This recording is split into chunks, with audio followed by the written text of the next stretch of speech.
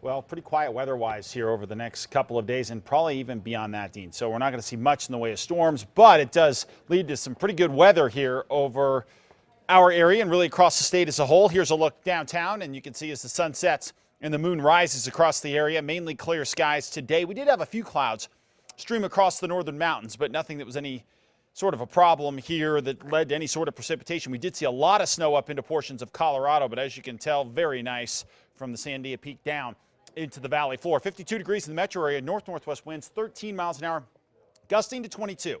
So we've seen a little more in the way of wind across the area here. 30s and 40s across the north and down to the south.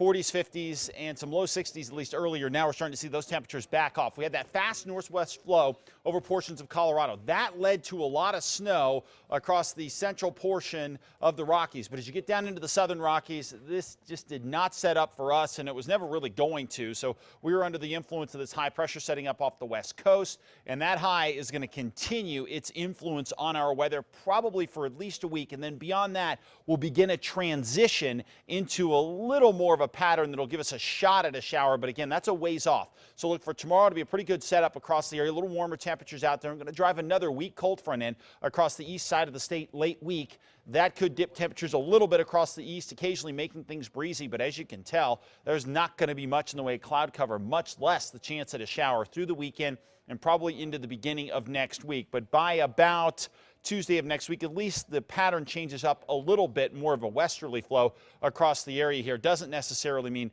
we're looking at a lot in the way of showers or even clouds. Now, one thing we are going to see a lot of are weak cold fronts going into the east side of the state, but the problem with these are that they are not really deep enough to roll over the east mountains and into central sections of New Mexico. So look for that cool air to occasionally roll through the east.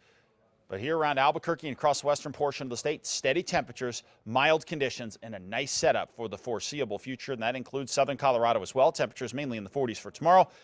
Unless you're in Alamosa, where those cold temps hold, 28 for a high there. 52 in Grants, 46 in Farmington, 51 in Gallup. Sunshine, northwest winds 10 to 20 miles an hour. Across the southwest, sunny and mild conditions here. 56 in TRC, 58 in Deming, 60 out in Glenwood. Meanwhile, over to the southeast, sunny skies here, breezy at times, with winds as high as 20 miles an hour. 57 Roswell, 57 in Lovington, and out in Fort Sumner, 60 degrees up to the northeast. Sunshine and breezy, 56 Springer, 49 in Mora, and 58 in Santa Rosa. Meanwhile, northern mountains going to get off to a cold start, and then by the afternoon, warming into the 40s and 50s. The good news in all this is we're not seeing a real big temperature spike, so we're not likely to melt off a lot of snowpack here over the next few days. So that's at least some good news, because really that'd be a bad situation if we really eat through a tremendous amount of our snowpack.